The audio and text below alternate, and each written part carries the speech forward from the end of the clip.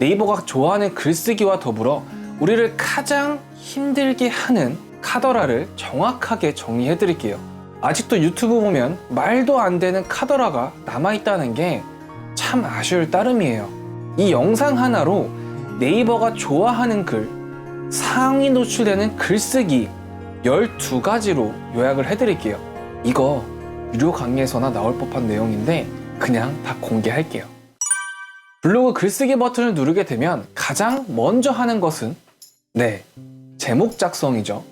제목 작성을 할 때 길거나 혹은 키워드를 남발하게 되는 룰을 범하시는 분들이 여럿 계세요. 제목은 20자에서 25자로 모바일 버전으로 작성할 때는 2줄이 넘어가지 않는 것을 권장을 드려요.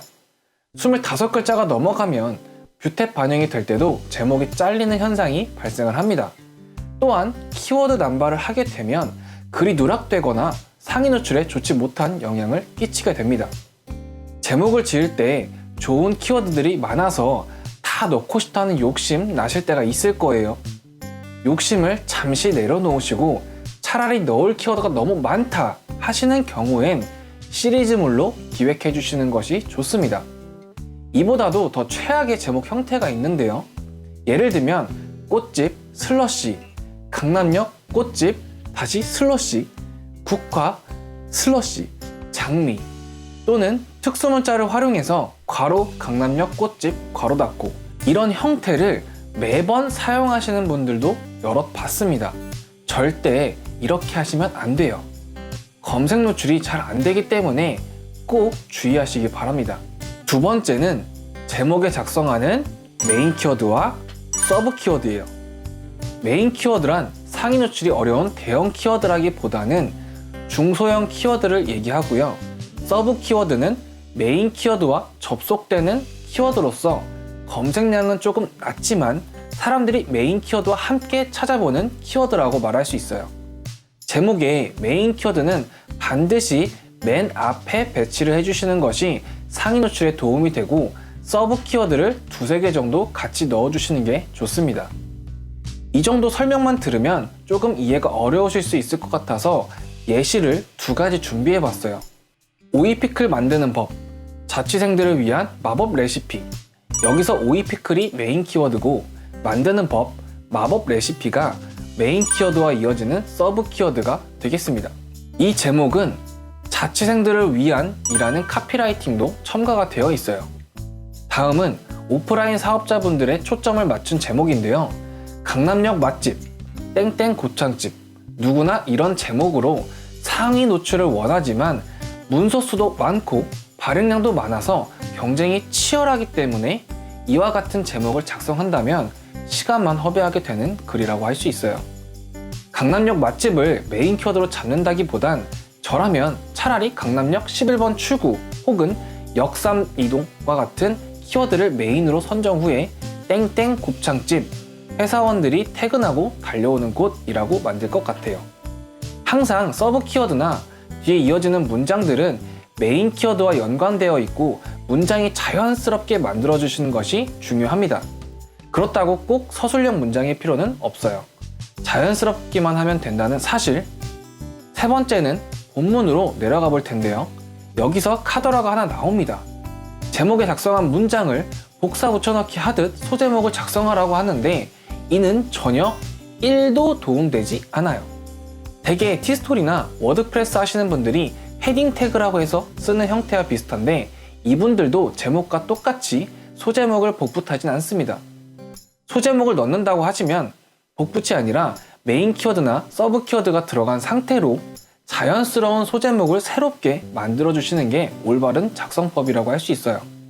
앞서 설명드린 제목을 가져와서 설명을 드리면 오이피클 만드는 법, 자취생들을 위한 마법 레시피라는 제목으로 첫 번째 소제목을 만들어 볼게요. 오이피클 만드는 비밀 레시피 전격 공개와 같은 문장으로 구성을 해주시면 좋겠죠.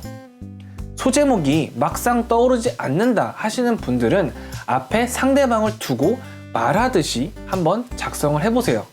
여기서 메인 키워드와 서브 키워드를 넣어서 만들어 볼게요. 자취생들의 고민이라 하면 한 끼 식사할 때 항상 반찬 고민을 하는데요. 한 번 만들어 놓고 두고두고 먹을 수 있는 오이 피클 만드는 법을 소개해 드릴까 해요 라는 문장을 구사해 볼 수 있습니다. 네 번째는 이미지입니다.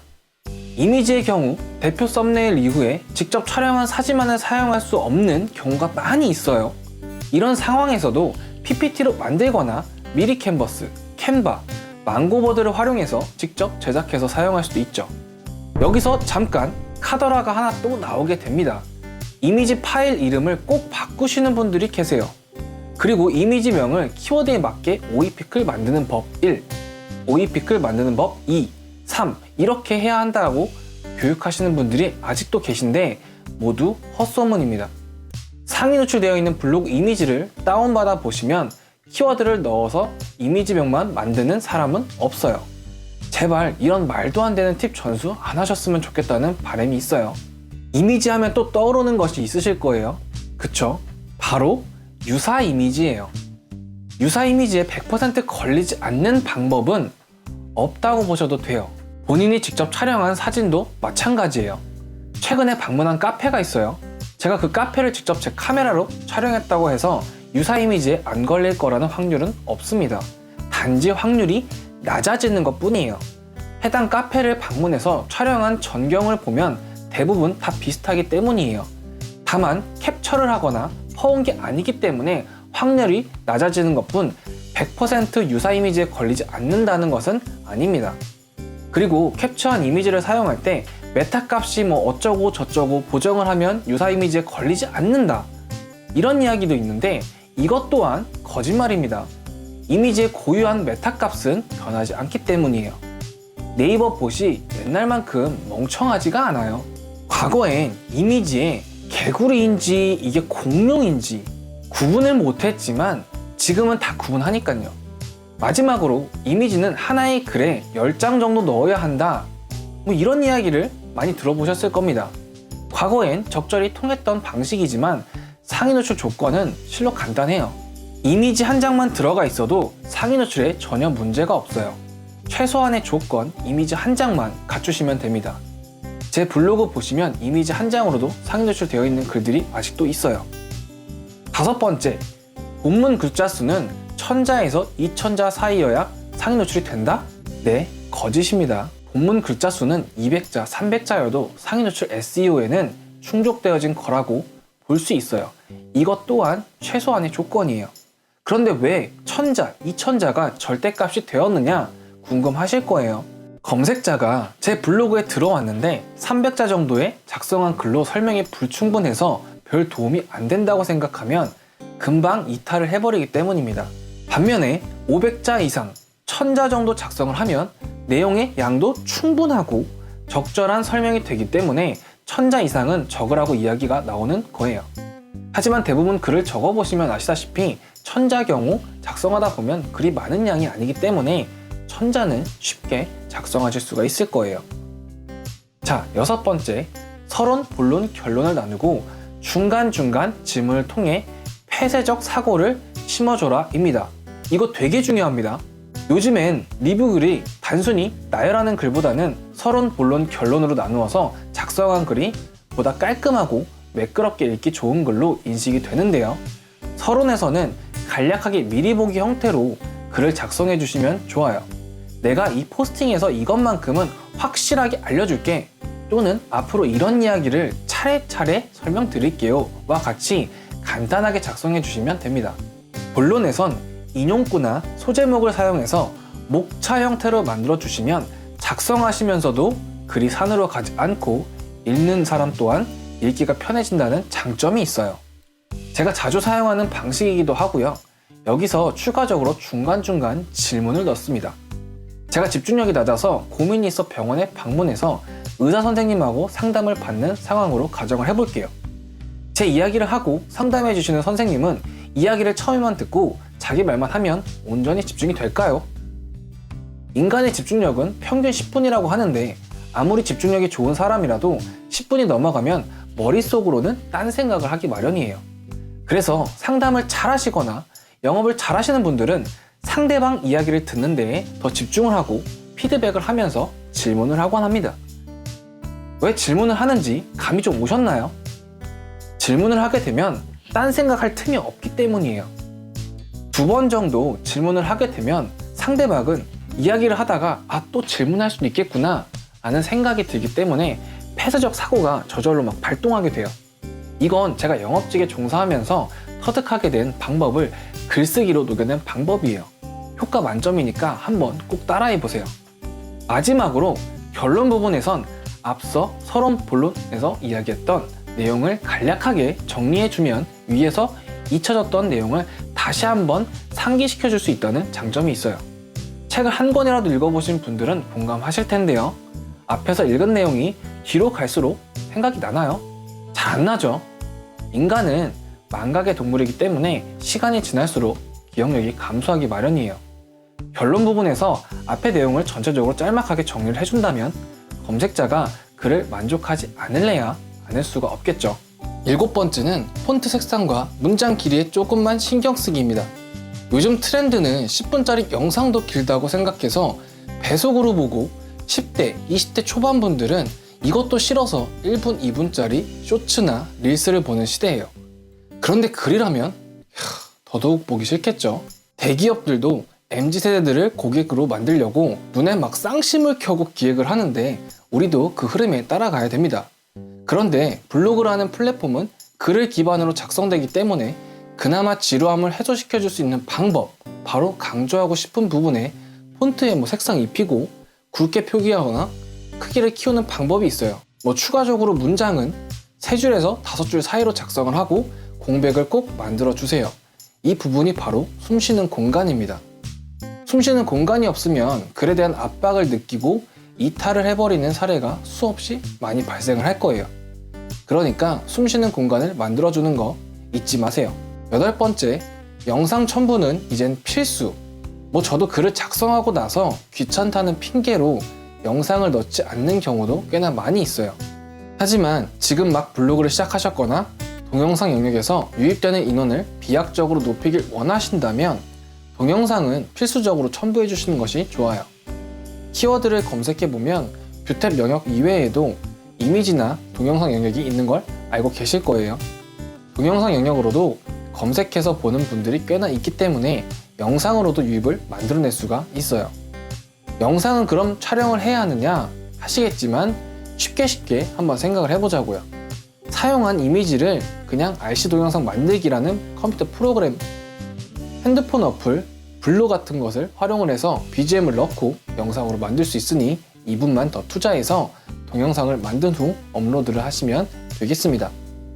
내용이 꽤나 많죠? 네, 이제 거의 다 왔어요. 자, 숨 쉬고 기지개 한번 쫙 펴고 조금만 더 집중을 해주세요. 9번째, 메모장이나 워드로 글을 작성하고 복붙을 하면 괜찮을까? 네, 전혀 문제 없습니다.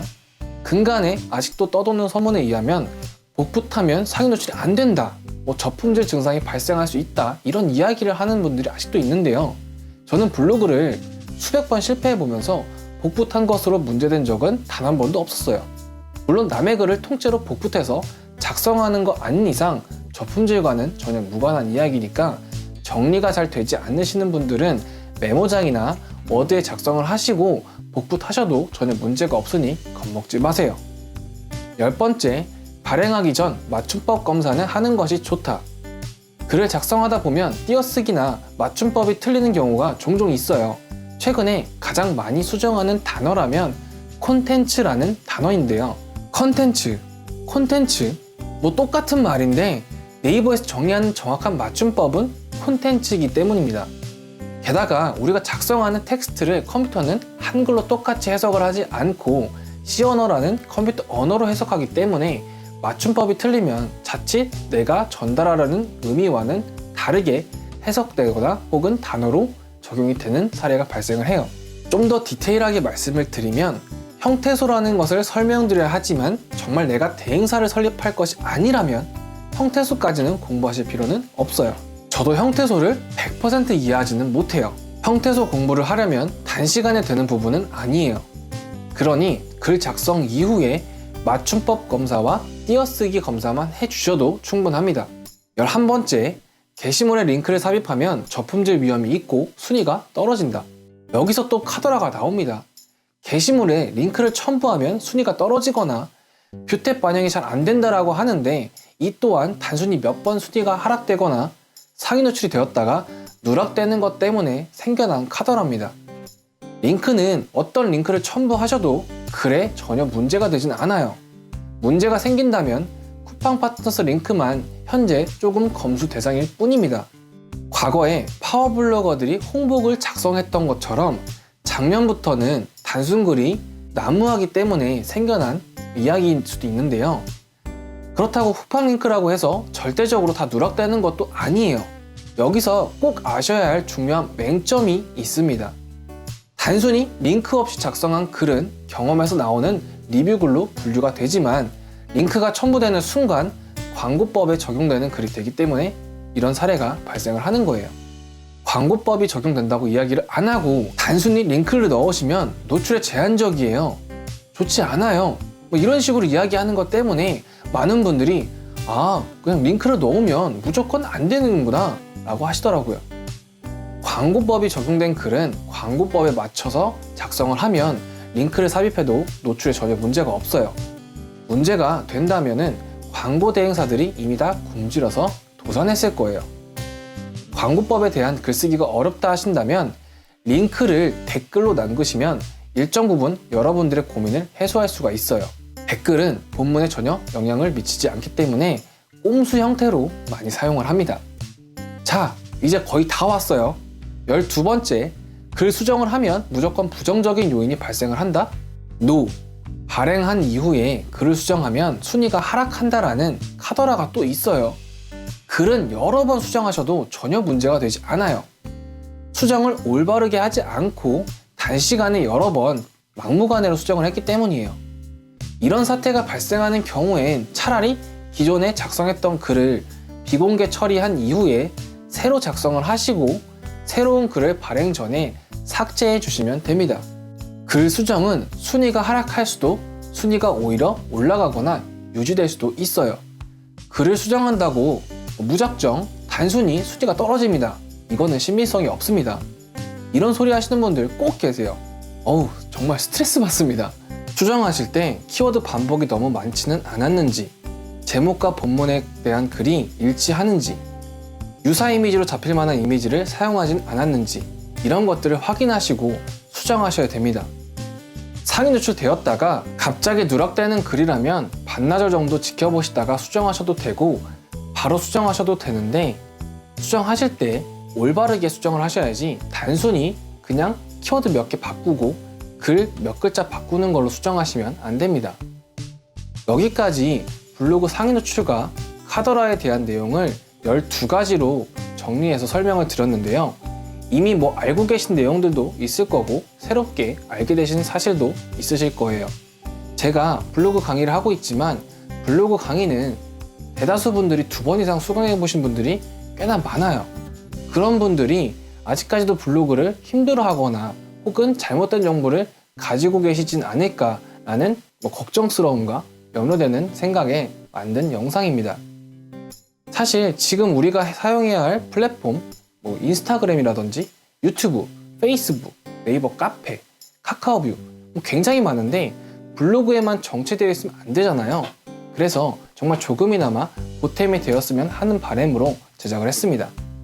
이 영상을 끝까지 보시고 궁금한 부분은 언제든지 댓글로 남겨주세요.